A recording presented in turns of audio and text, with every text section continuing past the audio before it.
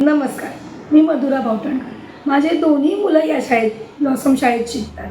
यावर्षी ब्लॉसम शाळेने जो पर्यावरण अनुकूल म्हणजेच शाडू मातीचा गणपती तयार करण्याचा जो उपक्रम राबवला होता ना, तो अतिशय वाखाणण्याजोगा होता.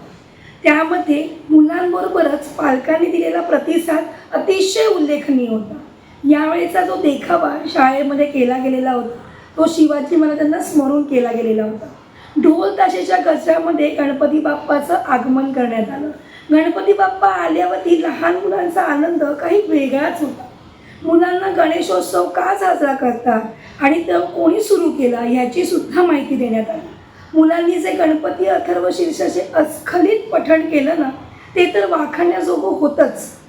गणपती विसर्जन हे अतिशय सुंदर पद्धतीने करण्यात आलं. लेझिम, ढोल, ताशाच्या गजरामध्ये सगळ्यांनीच ठेका धरला होता. गणपती बाप्पाचे विसर्जन कृत्रिम हौदात करण्यात आले. ते कृत्रिम हौदात का करावे याचा सुद्धा संदेश मुलांना देण्यात आला.